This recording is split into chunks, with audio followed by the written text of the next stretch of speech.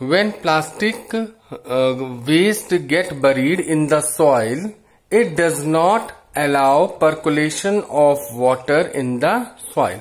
जब plastic waste अगर जमीन में गाड़ा जाता है या मिट्टी में गाड़ा जाता है तो ये percolation of water in the soil क्या होता है कि पर्कुलेशन मतलब रिसना। जैसे कि अगर ऊपर सतह पर पानी है, जैसे कि हम पेड़ों में पानी डालते हैं तो पेड़ों से पानी क्या होता है, उसकी जड़ों से होते हुए जमीन की तरफ सारा पानी धीरे धीरे रिसता हुआ नीचे जाता है। तो अगर प्लास्टिक पड़ी है तो प्लास्टिक क्या करेगी, उस पानी को रोक लेगी, उसको नीचे जाने नहीं देगी। ठीक है, तो अगर प्लास्टिक जमीन पे गड़ी हुई है, अगर बहुत सी प्लास्टिक है वो जमीन पे गड़ी हुई है तो क्या करेगा, जो पर्कुलेशन ऑफ वाटर है वो रुक जाएगा। यानी कि अगर किसी लैंड में बहुत ज्यादा ढेर सारी प्लास्टिक्स अगर गड़ी हुई हैं, प्लास्टिक वेस्ट डंप किए गए हैं, तो उसके जो पानी ऊपर जैसे बारिश हुई, बारिश का पानी क्या होगा, वो जमीन सोख लेती है। तो वो प्लास्टिक के रहते हुए वो जमीन क्या करेगी, पर्कुलेशन यानी कि जो सोखना होता है वो सोख नहीं पाएगी और पानी नीचे हमारे वाटर टेबल तक नहीं पहुंच पाएगा। ठीक, it also does not allow rain water to seep into the soil. और इसी तरह से जो रेन वाटर है वो हमारे जमीन के नीचे जा नहीं पाएगा। ठीक है, all these lead to decrease in water table and it adversely affect plants in that area. यानी कि ये अगर जब जमीन जो पानी सोख ही नहीं पाएगी, यानी कि अगर पानी जमीन के अंदर गया ही नहीं तो हमारा वाटर टेबल क्या होगा, उस एरिया का जो वाटर टेबल है वो अफेक्ट होगा। वाटर टेबल क्यों इफेक्ट होगा, क्योंकि ऊपर रेन वाटर है वो सीप ही नहीं कर पा रहा, वो रिस करके नीचे पानी पहुंच ही नहीं पा रहा क्योंकि बीच में प्लास्टिक भरी हुई है। ठीक है, और प्लास्टिक क्या करेगी, पानी को रोक देगी। ठीक है, तो इस तरीके से क्या होगा कि जो पानी का रिसना है वो बंद हो जाएगा और वाटर टेबल है वो वहां का सही नहीं रहेगा या सूख जाएगा, वाटर टेबल कोई भी वर्क नहीं करेगा। और उस एरिया और यही वाटर टेबल का, अगर वहां का वाटर टेबल सही नहीं हुआ तो वहां के जो प्लांट्स हैं वो उस एरिया के वो सरवाइव ढंग से नहीं कर पाएंगे। ठीक है, क्योंकि जब वाटर टेबल सही होता है तो जो प्लांट्स की रूट्स हैं ये इतनी लंबी हो जाती हैं कि वाटर टेबल से ही क्या करती हैं, पानी को लेती हैं। ठीक है, अगर वाटर टेबल सही से नहीं बना तो वहां का उस एरिया के जो प्लांट्स हैं वो सही से सरवाइव नहीं कर पाएंगे। ठीक है, as plastics are non biodegradable there are no effective method to manage the waste generated and accumulated. क्योंकि जो प्लास्टिक है वो क्या है, नॉन बायोडिग्रेडेबल है, इसलिए अभी तक कोई ऐसा इफेक्टिव मेथड नहीं मिला है जिससे कि हम इसके वेस्ट को मैनेज कर पाए। ठीक है, due to improper waste segregation plastics often get mixed with biodegradable waste and hamper their decomposition। अब वेस्ट सेग्रीगेशन अगर अच्छे से नहीं हो पाता है, यानी कि अगर अलग अलग हम जैसे कि कूड़ा है, कूड़े में प्लास्टिक भी चीजें होती हैं और नॉन जैसे कि प्लास्टिक भी है और कई ऐसे मटेरियल हैं जो बायोडिग्रेडेबल हैं, अगर उनको अलग ढंग से अलग नहीं किया जाता है तो ये क्या करते हैं, जो बायोडिग्रेडेबल मटेरियल है उसका डिकम्पोजिशन को भी रोक देते हैं।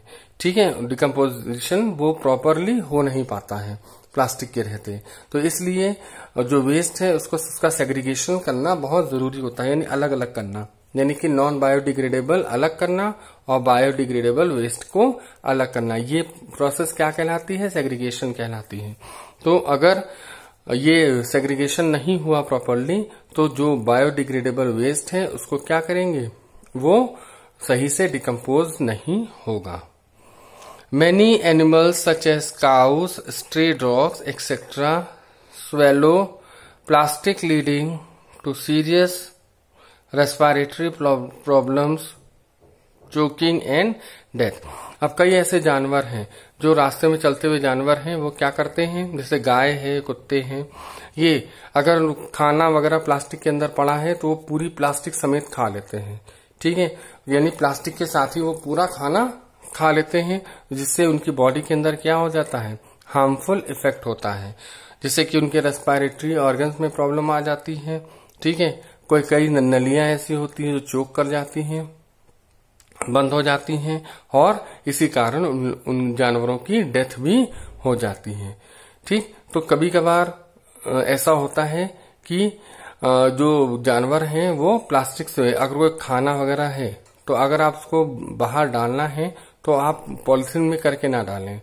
पॉलिथीन में करके डालेंगे तो जो गाय भैंस बकरी जो भी होगी वो प्लास्टिक समेत खा लेगी, और प्लास्टिक क्या करेगा, उसकी बॉडी में डाइजेस्ट नहीं होगा और वो उसके बॉडी में जाकर के हार्मफुल इफेक्ट डालेगा, ठीक है। और हार्मफुल इफेक्ट डालने से क्या होगा, उसकी डेथ भी हो सकती है, ठीक है।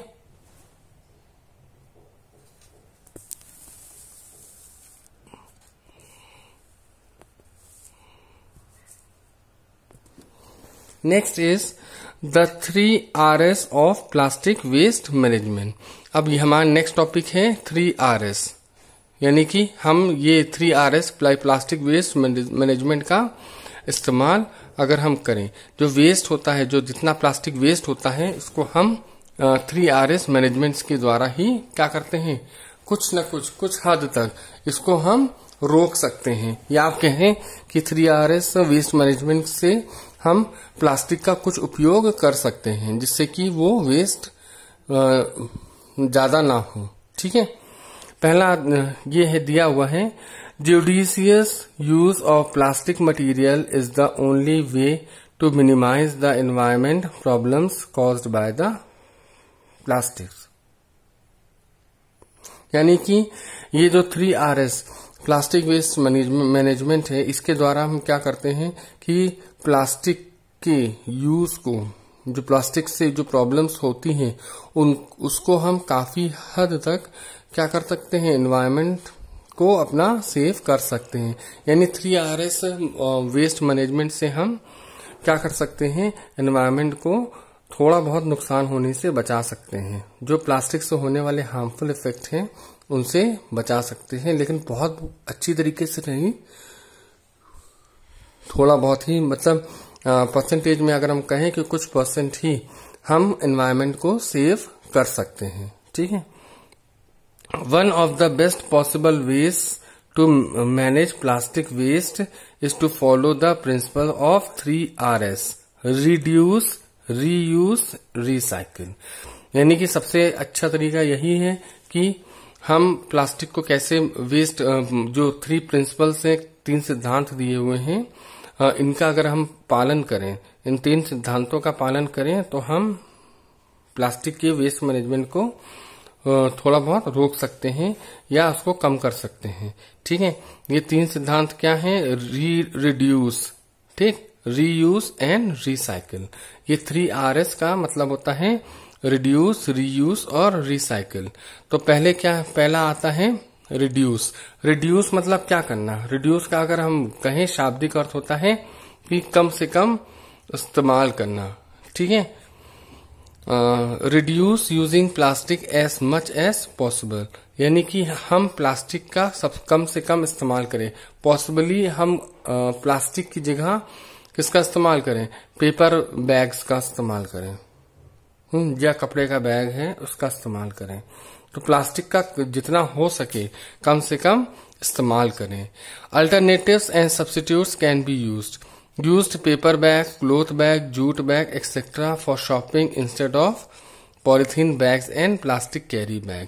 यानी कि हम अवॉइड करें प्लास्टिक से बने जो थैले हैं, पॉलिथीन की बैग्स हैं, उनको हम अवॉइड करें।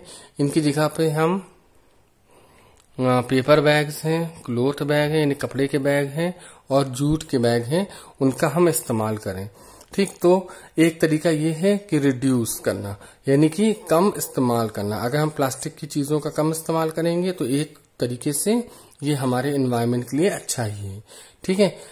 हो सकता है तो हम इस्तेमाल करें कागज के बने बैग्स होते हैं, जो पेपर बैग्स होते हैं, उनका हम ज्यादा इस्तेमाल करें, ठीक है। नेक्स्ट है रीयूज, यानी फिर से इस्तेमाल करना। री मतलब दोबारा इस्तेमाल करना। Many plastic items can be reused many times over for the same purpose और for different purpose before discarding. अच्छा, कई ऐसे प्लास्टिक आइटम्स होते हैं जिनका हम फिर से क्या करते हैं, इस्तेमाल करते हैं। ठीक है, जो उसी काम को करने के लिए, यानी किसी भी काम को करने के लिए हम एक प्लास्टिक के आइटम को बार बार यूज करते हैं। इसको धो करके फिर से इस्तेमाल कर सकते हैं। ठीक है, old plastic buckets can be used as dustbins and old bottles as vases. यानी कि अगर हमारे घर में कोई प्लास्टिक की बाल्टी है तो अगर वो उसको यूज करते करते करते करते वो टूट गई या हो सकता है पुरानी हो गई, तो उसको हम एज अ डस्टबिन इस्तेमाल कर सकते हैं। ठीक है, और कोई बॉटल्स वगैरह हैं वो बहुत ज्यादा हम लोग कर रहे हैं, तो अगर बॉटल्स वगैरह हैं तो उसको हम वासेस, यानी जिसमें हम फूलदान बनाते हैं ना, तो प्लास्टिक के फूलदान की तरह हम उसका इस्तेमाल कर सकते हैं। ठीक, तो इस तरह से हम चीजों को फिर से रीयूज कर सकते हैं। नेक्स्ट आता है रिसाइकिल। रिसाइकिल मतलब उसको दोबारा कन्वर्ट करना, किसी चीज में, अदर चीज में कन्वर्ट करना। Many plastic, especially thermoplastics, can be recycled into other plastic products. यानी कि अगर प्लास्टिक्स में जो थर्मोप्लास्टिक्स आती हैं, ठीक है, अब वो अगर कोई थर्मोप्लास्टिक मटेरियल है उसको हम क्या कर सकते हैं, रिसाइकिल करके, यानी कि फिर वो जैसे फॉर एग्जांपल अगर हम कहें, जैसे आजकल कई तरह के डिस्पोजल आइटम होते हैं, है ना, वो सब थर्मोप्लास्टिक के ही बने हुए हैं। उनको फिर से ये आप देखते हैं शादी बारात पार्टी में कई डिस्पोजल आइटम यूज होते हैं, उसको लोग यूज करते हैं, इस्तेमाल करने के बाद उसको फेंक देते हैं। तो बाहर सुबह क्या होता है, कचरा वाली आती है ना, उनके बड़े बड़े बैग्स होते हैं, वो क्या करते हैं, जितना भी प्लास्टिक का सामान होता है वो सब इकट्ठा कर लेते हैं। इकट्ठा करके वो लोग क्या करते हैं, फैक्ट्री में देते हैं, वहां बेच देते हैं जाकर के। वहां पे इन प्लास्टिकों को क्या किया जाता है, फिर से वॉश किया जाता है, फिर से इनको प्रोसेस करके पूरा धो करके मेल्ट करके और दोबारा उससे नई चीजें बनाते हैं। तो वो केवल थर्मोप्लास्टिक्स होती हैं जो रिसाइकल्ड होकर के फिर से इस्तेमाल में लाई जाती हैं। ठीक है, तो इस तरह से ये 3Rs यानी कि रिड्यूस, रिसाइकिल, रिड्यूस, रीयूज और रिसाइकिल, ये इन थ्री ये जो मैनेजमेंट है, वेस्ट मैनेजमेंट है, इसको अगर हम प्लास्टिक वेस्ट, ये 3 प्लास्टिक वेस्ट मैनेजमेंट का अगर हम इस्तेमाल करें, तो इसका अगर हम प्रॉपरली इस्तेमाल करें तो हमारे एनवायरनमेंट में, हमारे एनवायरनमेंट को प्लास्टिक से खतरा कम होगा।